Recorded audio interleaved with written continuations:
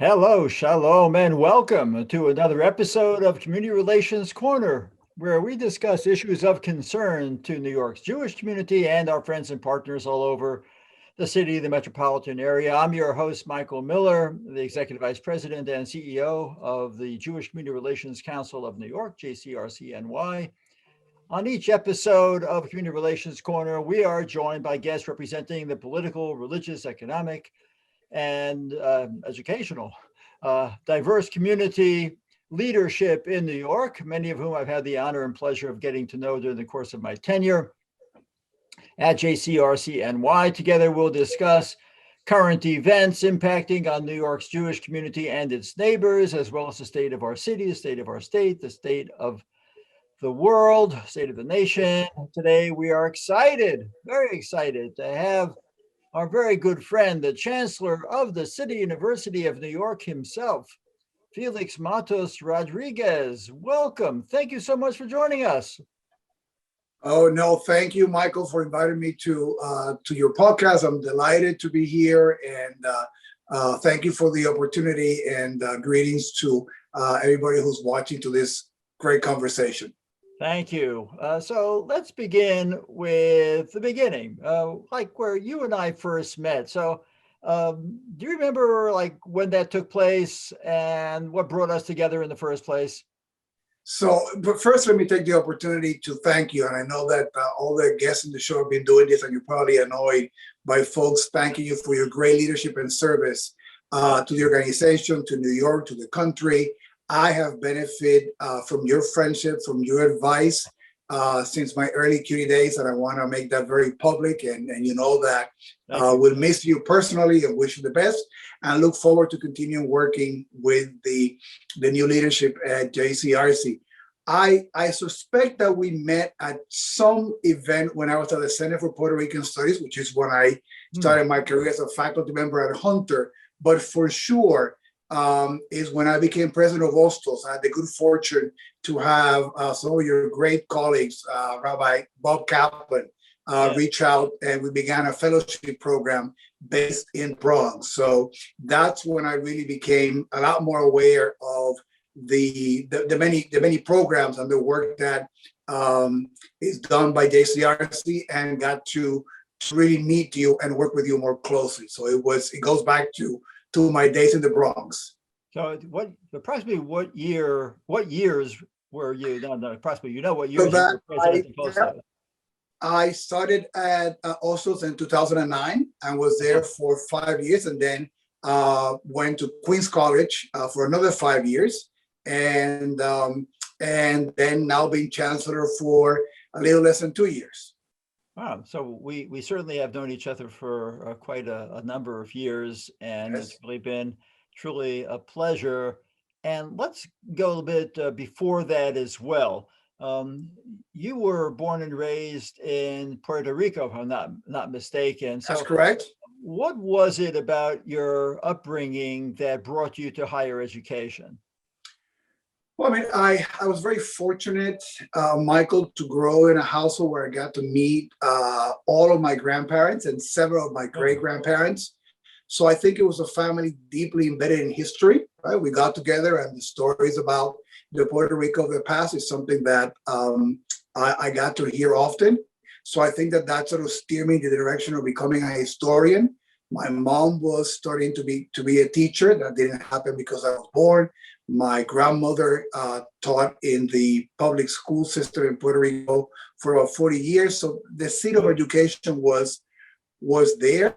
And I think the part about public higher ed that's special to me is that the CUNY of Puerto Rico, the University of Puerto Rico, made my dad, who was a man of humble beginnings, allow him to become an engineer and give my brothers and I a much better life than he had growing up, a lot better educational opportunities. So a lot of the good things that I've been able to accomplish in part occur because those doors of opportunity were open to my dad, which allowed me to have him and allowed me to have a better life. And that's why I so believe in CUNY and its mission. I want to be part of a lot more doors being open to individuals of great talent and great promise and improving their lives and the lives of the communities that they live in. Well, as thank you for that response. As we can see behind you, there are a lot of doors at CUNY. There are a lot of institutions whose doors you will be stepping through either physically or virtually. So what is it like being the chancellor of such a diverse university system? And what are the things that you can share with our viewers that surprised you about it? Well, let me begin by that last point. As someone who started at CUNY as a faculty member, right? I didn't come to CUNY as an administrator. I began as a faculty member back at Hunter. I have been at Hunter, I've been at Ulster, I've been at Queens. And so you figure you've been in the system for 20 years, you have a decent sense of what CUNY does. And coming to the central office, I can tell you that I was incredibly surprised at the many, many other programs that CUNY has that touch so many parts of the life of New Yorkers. It is one of the only places in the world where you can start and get a GED and then make it all the way to getting a professional degree, all within one system. We are in every community in New York City. So as diverse as those communities are, so are our campuses and the students that attend, the faculty and staff that that work for us, and also the many other people that come to our campuses to attend a performance, go to a lecture, to be part of an informational meeting in their community, that go there to vote. So much great work being done among our 25 campuses. And I enjoy that, at the beginning of the day, I can begin the conversation talking to employers about how we can be part of helping the city get out of this economic malaise, right? And then I move to a conversation about funding for national research universities. And then I move to a meeting that has to do with supporting our cultural institutions in the city. So it's a very diverse days, given the diversity of all our campuses. Yes, I could well imagine. And I would assume as well that many of those meetings are with administrators, lay leaders. Let's focus for a few minutes on students. Both of us have certainly were students. We all went through high school, college, graduate school. What are your primary goals for today's CUNY students? And what do you hope to provide them through a CUNY education, which is, as we just discussed, as diverse as it is, starting from potentially a GED and going all the way to a professional degree? Well, Michael, one of the things you mentioned, sort of our connection to the roles that we have. And one thing that I miss is the classroom. And I actually need to find a way to, in my schedule, teach, because I miss that more intense weekly interaction with the students and the energy and the wisdom that they bring with their ideas and their questions and their own thirst for knowledge and applying that knowledge. So I miss that a lot. I mean, I get a taste of it working with our really fantastic student leaders all across the system. But it's not the same as that sustained relationship in a classroom. I mean, from our students, I want that our students are able to really fulfill their professional/career dreams and their personal dreams, right? So I want students that can come, and if they have a good sense about what they want to do with their lives, that they can then just unleash that potential and be in one of our campuses. And if you were clear you wanted to be a nurse, if you were clear you wanted to be an accountant, if you were clear you want to be a social worker, that you have a clear path to succeed and do that.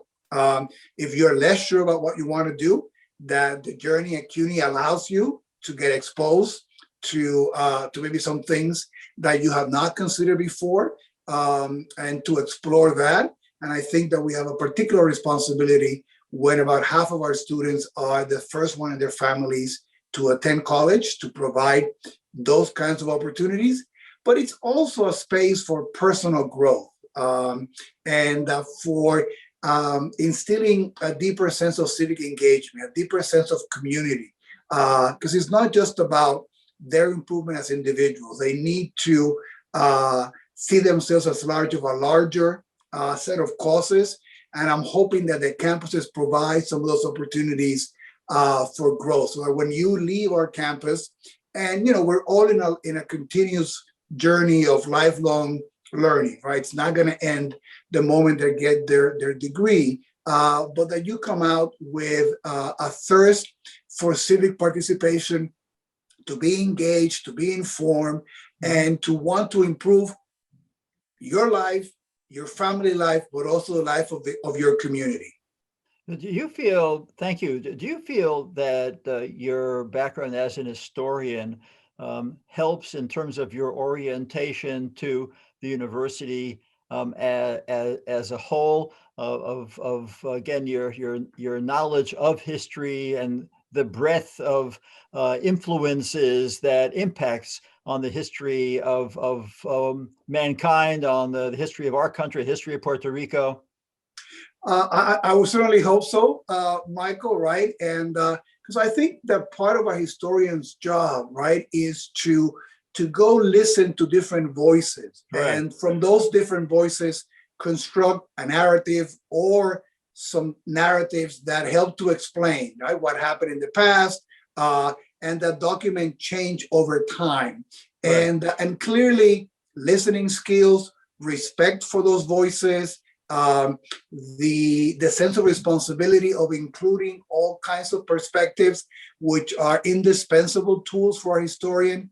I would like to think that they're part of the skill set that a good leader at CUNY, that it be the chancellor or the president, needs to have to be able to bring in all those stakeholders, which might not be in agreement all the time, that might have a different sense of history and of belonging, and coming together and creating spaces of commonality and spaces of improvement.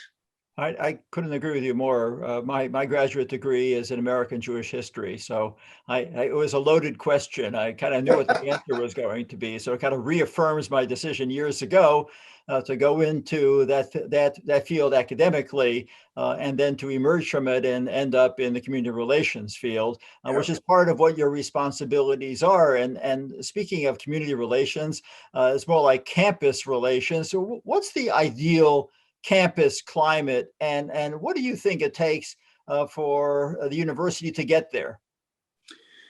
So, I mean, I think that the campus climate is sort of like a delicate balance between respect and discovery. Obviously, for anybody to be able to grow, for anybody to be able to advance their professional and their personal dreams, right? They need to be in a place where they feel respected. They need to be in a place where they feel safe, where they feel that what they have to contribute, what they have to say, will be listened to, and they can be themselves in doing that, right? At the same time, a space of exploration and a space of challenging frontiers and being creative is always going to provide some tension, right? And I think we need to understand that, right? If I want my children to be better individuals, every now and then, part of my job is to shake them a little bit from their comfort zone, right? And invite them to explore beyond what they think is familiar or correct.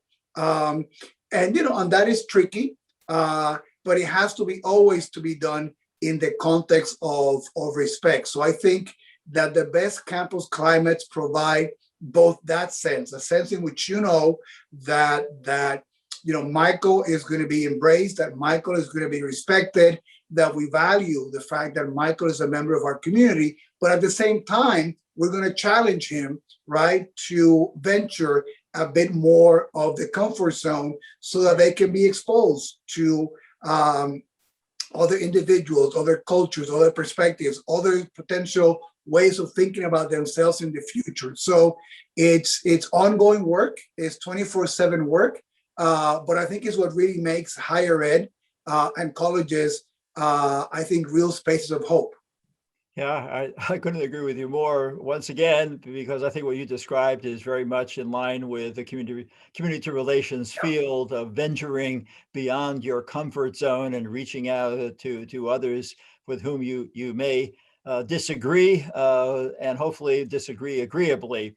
And speaking about disagreements, just 1 year ago, January 5th, 2020, we were so honored to have you march together with us, JCRC, UJA, and more than 25,000 others across the Brooklyn Bridge, showing your solidarity with the Jewish community, which has suffered from a spate of violent and lethal anti-Semitic incidents, particularly over the Hanukkah period a year ago. What measures have you, Chancellor, put in place to combat hatred and anti-Semitism on CUNY campuses? Because that hatred and that anti-Semitism was palpable a year ago. And what steps potentially can be taken? What steps have been taken? And most recently, of course, we've been dealing with hatred not exclusively against members of the Jewish faith, but more recently against members of the Asian American Pacific Islander community. Of course, we've seen racism against Blacks and prejudice against Latinos, et cetera, et cetera. But again, the issue is really hate. And what can a campus environment do to tamp down, if not actually even eliminate, hate? Yeah. Well, thank you for that. And I remember that march very well. And it was my honor to join you and so many New Yorkers at that time. It was a very cold day crossing the Brooklyn Bridge, and I had just come from I cut my vacation short. I was visiting my parents down in Orlando, and but it was honored to be with you, because I thought it was important to sort of speak out and show that this kind of hate had no place in New York, in the country, in our communities. So thank you for your leadership in putting that together. I mean, for me, as Chancellor, I can give you examples of things that I have done when I've been on my individual campuses, right, at Hostels and at Queens, and now being Chancellor. I mean, one of the things that I was very fortunate when I went to Queens is to find an institution called the Center for Ethnic, Religious, and Racial Understanding, CERU, which actually was a project that began as a grant from the Queens College Center for Jewish Studies, going back to history, to our conversation, that began because it felt that it wanted to create in a campus, and at that time, I think still, Queens had the largest Muslim and Jewish populations of all the CUNY campuses. So they wanted to create an institution that would, create bridges and create conversations and try to, create relationships so that there'd be less hate and less of those incidents. But in the case something happened, that you also had some tools to be able to heal, right, and move forward, which is equally important. So I came in and I could have checked in the box and say, people before me at Queens did this, but I see this work is 24/7. Whenever you feel that you've put, good programs, good structures, that you created a good infrastructure, the people change. And you need to go back to the drawing board, right, and refresh all those relationships. So it's ongoing work. So I was committed to that work at Queens, and also, I mean, the Department of Education there at Queens ran a series called Difficult Conversations. So part of the role was, in that case, there was a good infrastructure that I inherited, fortunately, and my job was to expand it and to enhance it. What I've done as Chancellor is to make sure that all the presidents in their campuses have, they don't have to be the same, but that they have similar infrastructure in their campus that adapts to their reality. For example, at Brooklyn College, President Anderson has been superb in creating an umbrella campaign called We Stand Against Hate, right? To be able to deal with some of the things that she was facing when she became president at at Brooklyn College. Mhm. We're very fortunate to receive the support from the city council speaker, Corey Johnson, who gave us money to replicate what I knew was working at Queens with CERU, and have that same group then become an incubator for similar programs all across the CUNY campuses, right? So if both now in this role that I have is making sure that each campus is doing what they need to do based on their culture, based on their history, right? Two, to then be supportive with structures that support the entire CUNY community and replicate the things that are important. And it's key that you also bring in, I've been blessed, for example, to name about 11 new presidents to our system and to bring individuals of the caliber of Frank Wu at Queens College, for example, who's been in the last couple of months one of the key national voices based on his research and scholarship on hatred against Asian Americans. So it's on, as you know, it's ongoing work. You can never rest. You always have to be, even at times when you have less incidents, you keep nurturing those seeds of conversation, of engagement, of information, and modeling best behavior. Well, thank you for that. But considering all the different dynamics currently swirling around in our society, where regrettably acts of hate, acts of violence have been all too common, what's the tipping point, Chancellor, for you to speak out as the head of the university rather than the presidents of the 25 institutions under your umbrella? Well, I mean, again, I think that you look at each circumstance differently each time. At the end of the day, what you want is to be both an effective role model, right? But you also have to be an effective agent of change, right? Yeah. So to your question, I want to lend my voice when I think that it adds value and it contributes, right?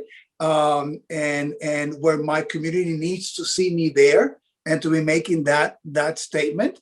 I also have to think about my own position, right? As in this case, how important it was to have a member of the Latino community, right? Be in solidarity with the Jewish community, going back to the example you mentioned in the walk in the bridge. But then also that needs to be backed up with work on the campuses, right? And work that is system-wide. The example of CERU is something that we hope that we can continue to expand, right? To have that model grow all throughout the system. There are things that each campus is doing, and part of my job is to keep the constant level of conversation with the presidents and the leaders in those campuses, so that there's both speaking out, that personal and symbolic part, which is so important, is there, but there also need to be sort of concrete steps, and you need to be, supportive of.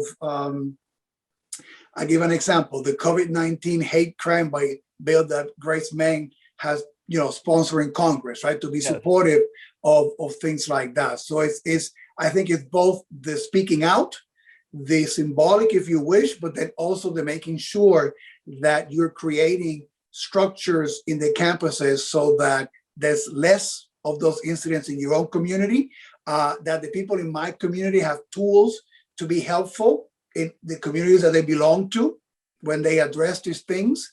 So that's how I see my role. Right. I think that's very helpful to understanding. And as you can see behind me in our graphic, we have the Brooklyn Bridge, but you don't only see the Brooklyn Bridge, you see a good part of New York as well. It's not just the march itself, is what impact that march has. And with regard to impact, a bill was recently proposed in the New York State Senate and the New York State Assembly mandating the State University of New York, SUNY, and the City University of New York, CUNY, systems to establish courses of study on ethnic studies, women's studies, and social justice. What are the implications for CUNY and New York in general regard to that legislation, and what needs to change with regard to curriculum and practice? So thank you for that. I mean, I have not actually seen the draft of the bill, so I don't want to again comment on bills that I have not seen. But the good news is that is homework that we already have been doing. I mean, CUNY has a robust infrastructure of academic programs, courses, research centers, student life activities that touch upon race and ethnicity, sort of broadly conceived, right? And I came to CUNY as a scholar of the Puerto Rican Latino experience to direct a center that was based on the Puerto Rican and the Latino experience in New York City, both in research, policy, and in our archives. Part of my previous life was to be a scholar on women's studies, right? So CUNY has already courses, centers, resources, and in many, many campuses, those courses are part of the menu of the courses you need to take as part of your general education requirements. So that's deeply embedded already in CUNY, but you can never rest easy. We are fortunate enough to receive support from the Mellon Foundation and the president, to give us a grant to look at all race and ethnic studies programs, right? And to look at the assets that we have in the system, but also to upgrade and to look where those fields are going and what are the current conversations and how can we leverage that in a more productive way in our curriculum, in our research, in the life that we have with our campuses. So that exercise is ongoing. I'm very, very excited about that. I am sure that it's like any good exercise, it's going to document some good things that we do. And it's also going to highlight some things where we have some homework and things to do. And I look forward to that. So it's always ongoing work, even when you have assets, even when you have invested, you have to stay on top of the game. And so again, I'm going to go check that those bills.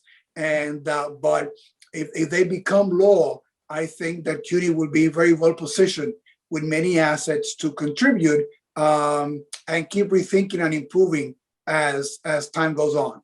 Yeah, thank you very much. And I think many of our points of discussion up until now truly have revolved around community relations, ethnic relations, race relations, and similarly with regard to our Jewish community. 7 years ago, JCRC New York launched its faculty engagement program as part of an effort to create nuanced discussions about Israel among university and college faculty in New York City. The director of the program, Dr. Shachar Sadeh, does this through academic panels, crash courses, academic and professional engagements, and faculty study tours in Israel and also into the Palestinian territories. And in fact, you have brought greetings. You have opened several of the programs of faculty engagement program. Yes. But as the chancellor, what is the sentiment that you see with regard to Israel on campus, both within the faculty and administration, as well as the student body? What, from your perch, what are you seeing? What are you feeling when it comes to the state of Israel? Well, thank you for that. And I'm very familiar with that program and love Dr. Sadeh and actually have benefited from, I mean, I can tell you one of the panels that was sponsored about higher education in Israel. Yes. and sort of commonalities with our public universities. And, you know, and I was, I mean, for me, I can tell you things like, for example, that I've never thought about. How does the composition of the student body in the universities, for example, in Israel, when you have students who come after doing military service, right, that have that space of more maturity and service, yeah. How does that impact? And when they go into higher ed, vis-a-vis, for example, students that we might get straight from the DOE at CUNY. So again, I'm a big fan of those programs. I'm very fortunate of the ones that we were able to do with faculty that was based in Queens. And certainly I have told my presidents that those are the kinds of opportunities that I think that we need to jump on, and thank JCRC for creating the infrastructure to make that easy. To your question, I mean, we are a huge system. We have, about 500,000 students between credit and not for credit. So it'd be tough for me to give you a really erudite sense, right, of sentiment on campus, to your question about sort of the Israel and in the campuses. So I think that, as you pointed out in some of your comments, the increased polarization that we have seen in the country, but also traditionally around issues that affect the Middle East, has an impact on that. I think there's a lot of misinformation out there as a result of that historic polarization. But that's where education becomes important. I mean, that's where having the chance to sit down with people that you trust and be able to say, well, not quite. And that's not quite the way that things work. And let me give you a different take on this. And let me contextualize some of these other aspects is so important and I think that that's one of the things where we need to continue to sort of double down and continue to invest, right? How do we make individuals who might not be informed be willing to participate and be part of spaces where they're better informed, right? How do we create trust? And this I go back to the example of CERU, right? In which you have students that maybe initially part of their personal and family histories would invite them not to trust each other, but because they participated in some spaces, trust was built that allow for conversations that you wouldn't be able to have to then occur and maybe change some minds, right? And I think that that's the biggest challenge in front of all of us. We find that it's increasingly more difficult because of the immediate polarization and some of the things that we see in social media. But you and I are in the kind of work that we are because we believe in a glass half full. We believe in the potential of these things to really bring about change. And that's what motivates me to believe that really, if we invest some of that time, A, a lot more people are going to be able to come together. B, that even when you might not agree, that disagreement would remain within the boundaries of respect, right, and safety. And then C, that then when the actors that are really bad apples behave in that way, it'll be much easier to identify them as such because we have some common ground that'll be able to say, listen, on that one, you're really stepping out of bounds. That is not something that we're going to tolerate. But it is hard work. And I think I have to tell you, Michael, that in the larger context that we live in the country, is one of the things where I think we need to double down. And for me as an educator, is one of the things that I just believe that universities are a potentially special place to get that right early on, right? And to do the work that we do. And obviously open to, as we have always, suggestions, partnerships, and things that continue to advance this agenda. Right. Thank you. And in terms of partnerships, I know that Dr. Sadeh has been very helpful in building relationships between City University, which is, of course, a public university, and public universities in Israel as well, sharing concepts, sharing ideas, sharing best practices. I think there's a lot to learn from one university system or college system to another. I mean, absolutely. And the other part too, and I think we know this, Michael, there's that which is valuable and is learning and particularly academics, we thrive on that. But then there's also the personal connections, right? Is me having spent some time with that colleague that then I can feel that when I have a question that I might be embarrassed to ask in public, right? Because I don't have all the information, because I feel that I might be offending someone, that then I can do that in the context of trust, right? And that's the way in which we all. I'll give you one example of something that we were working with at Queens. Is a pilot of a course for all the new students to take in their first year, even if you began as a transfer, you began as a first-time freshman. And at Queens and at CUNY, we're very proud of our diversity, as we should, right? Mm-hmm. But we need to be more proactive in taking advantage of that diversity, right? We need to, for example, give tools to students, right? So that when they encounter other students that come from a different background, different perspective, what are some tools to break the ice, to begin the conversation, not to feel, silly or embarrassed or ashamed or fearful, right? Let's give them tools so that early on, they can then take advantage as they meet all these incredibly diverse people on campus, right? To really feel comfortable to reach out, to ask questions, to build friendships, to build relationships.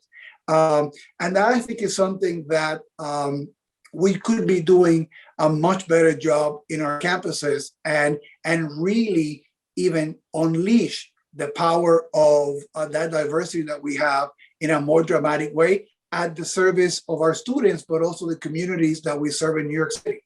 Right. The bridge building, we use that metaphor a lot within JCRC. The bridge building on a university campus is really crucial, that we not remain within our own bubble, within our own space. But speaking of challenges related to that, let's pivot to COVID-19 and the pandemic as it's affected the City University of New York.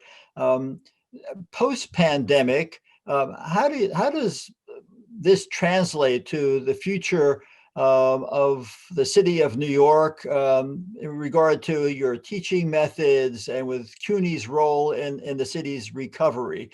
Is there a role for a city-based university system, 25 campuses, in terms of how the students relate to the realities of the day, and equally as important, what the students and the faculty bring to the city of New York to pull us out of this period you referred to before as malaise?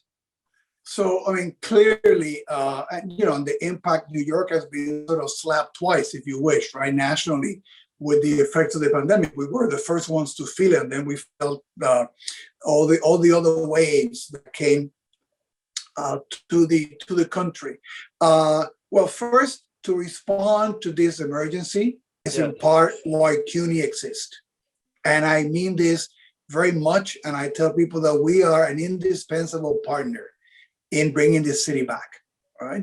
And we are knocking on every door, letting people say, how can we be helpful? What's CUNY's role in helping? Is it in training? Is in getting individuals who have been, laid out from work to get new skills, be able to move to the new areas of work? Is it, providing assistance to emerging industries that are beginning to get out there? There's also, and you mentioned that, and thank you for doing that, the role of our faculty in some of the research that they did around COVID testing and using sewage water to dictate where the new virus might be spreading. Faculty that we have in one of the campuses that developed a different spray to be able to sanitize spaces for a long time. So the role of that research is also key, right, in how we deal with this pandemic and we get ready for the next one. But we're working very hard to have our students be ready for a very difficult labor market. We are in conversations with the employers to find out what kinds of skills and needs they have and try to provide that as quickly as we can and create a pipeline for them to do this. We're also doing this, Michael, in the context of employers wanting increased diversity in their workforce. There's no more diverse university system than the City University of New York. Right. When you think about that diversity of the workforce, you can only get it at scale partnering with an institution like CUNY. So we're very much part of those conversations. Moving forward, we pivoted 50,000 classes, Michael, in a week and a half, from face to face to online, when we got hit by this pandemic initially at the end of February. Right? Obviously, online learning is not for everybody. It's not their preferred way, but we have found out that there's many things that we're doing virtually in student support services, in the classroom, that we hope to continue to do once we go back to a more normal time. I think one of the key challenges moving forward is not to want to roll back the clock, right? And feel that life in February of 2020 was ideal, right? And once we feel more secure, the task is to go back. No. The task is to the things that were face to face, that added value, that were more important, to keep them, to keep going. But the things that we learned, right, about better online teaching, about mixing face to face with online in a hybrid way, about student support services that can be done better virtually than having a line in the bursar's office face to face, which nobody likes. Right? Yes. All of those things. So I think for us, the challenge is deeply on what we have done, grab the things that we did better and run with them to the benefit of our students and the communities that we serve, and to double down on our mission of social mobility at this time of crisis. Many of the economic sectors, Michael, that were decimated in the pandemics is where my students work, full-time or part-time. Restaurants, hospitality, retail, right? So bringing those sectors back is going to have an impact on the quality of life of my students. So we want to be part of that recovery for that reason. And then also for the more equitable, vibrant New York that you and I and everybody watching this podcast aspires to. Right. So, and that's all very, very helpful and very forward thinking. How has the pandemic impacted on you, Chancellor, your role as Chancellor within this university, beyond the university as a whole, the students, the faculty that you've just described so amply? Well, I thank you. I mean, I think you couldn't find a New Yorker that probably doesn't have some personal story of either direct loss or indirect loss. At CUNY, I'll give you one example. One of the things that's giving me greatest pride is to build a team at the central office and on the campuses that reflects the communities that we serve with incredible diversity. Very proud of that. And an alum that we brought to be the first Asian American Vice Chancellor, which I think is at times crazy that it took so long. Alan Liu, very successful. He was the city manager in this great career, came back to serve. We lost him to COVID. So when I think about COVID, there's very concrete faces of colleagues and in all our campuses, right? There's similar stories of students, faculty, and staff. So it's very personal at that level. You know me. You know that I am a hugging, embracing people, enjoying conversations kind of person, and that hasn't quite happened as much. I learned by being engaged. I always love to walk the campuses, so I miss some of those elements clearly, and look forward to a time where we can continue to build community with those sides. And I think also it's been a time of great, introspection in the sense of how you want to lead your life, how you want to contribute, how you want to show the people you love and care about that every day, because you don't know what the future might bring. And then finally, Michael, some really beautiful stories of how faculty, staff, and students came together to help each other. I mean, I think um, New Yorkers, we can be very, very scruffy and we can be tough and all of that. But there's an incredible sense of solidarity when the Yes. chips are down. Mhm. And I saw that with my faculty doing incredible things to make sure that students completed the semester and stayed on track, students supporting each other. And that was inspiring, that was beautiful. And we need to keep that inside all of us and use it for the days that are tougher as we move ahead. Wow. Is there anything specifically that you would want to share with us that you individually are going to be changing as we emerge from COVID-19? Some lesson that was learned through this horrible period that you could put to work for the betterment of the City University of New York and for your own personal betterment? Absolutely. So we tell our students that part of their educational journey is to be flexible and adaptable, and that they're going to be learning a skill set and they're going to be learning all those things. But part of what they need to have in their DNA is the capacity to be able to change, to continue to grow, to continue to learn. And if we have not learned that from this pandemic, I don't know where people have been, right? And it also showed us how we could do things.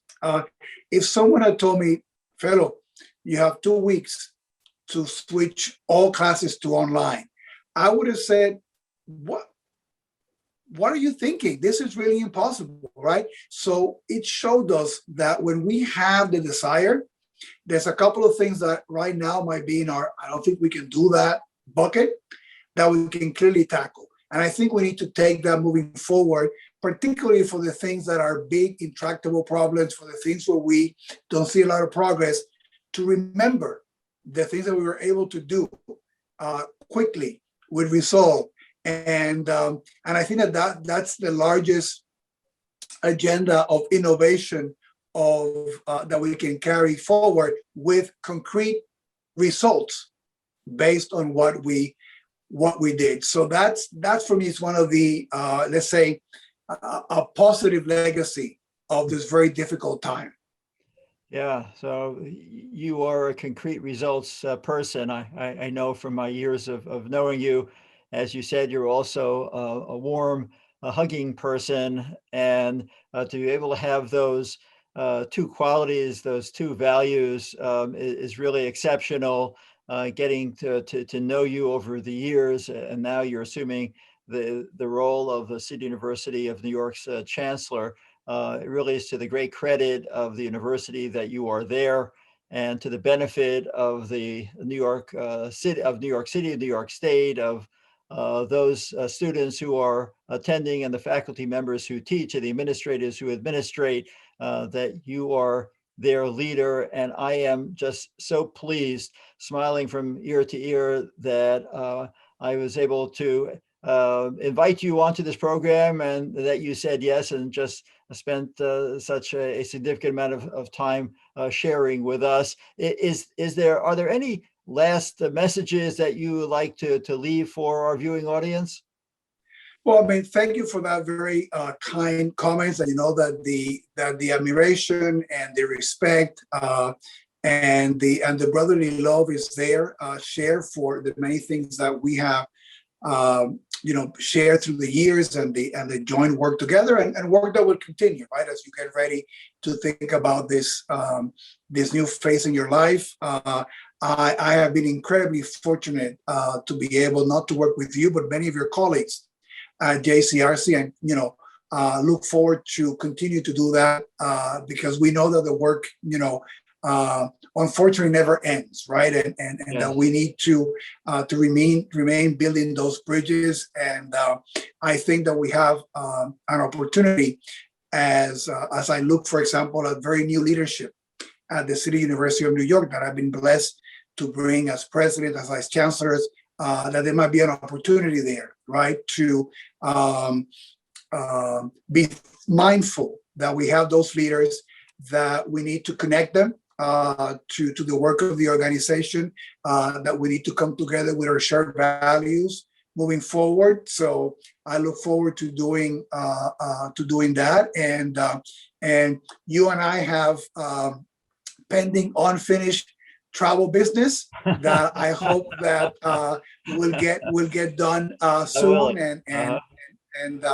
And again, I just want to thank you, and I want to thank JCRC. I mean, there's a personal side, but you've been also incredible allies of the City University of New York.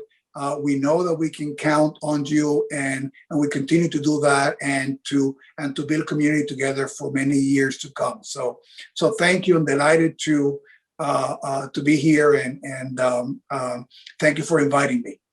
Thank you. And I also want to thank my colleagues, Rabbi Bob Kaplan, who directs our Center for Community Leadership, and Dr. Shachar Sadeh, the director of our Faculty Engagement Program, as well as Karen Lafferty, who heads our Youth Bridge program. Many of our juniors and seniors in high school were part of the Youth Bridge program, move on to the City University of New York and attend one of their 25 institutions. So there's so much, and probably other of my colleagues as well. I also want to thank our production team, our Chief Operating Officer, Noam Gilbord, who's also our Director of Israel International Affairs.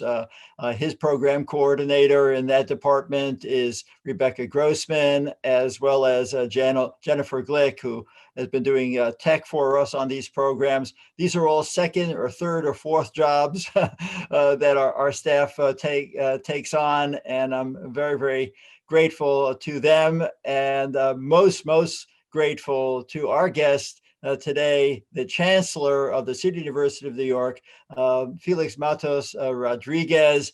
I'm very grateful for your having spent so much time with us, as I've said, and look forward to many other opportunities, most importantly, face-to-face, where we can actually give each other a nice warm hug. Take care, everybody. Thank you for watching. Shalom, and I look forward to seeing you next time on Community Relations Corner. Toda, thank you. Shalom.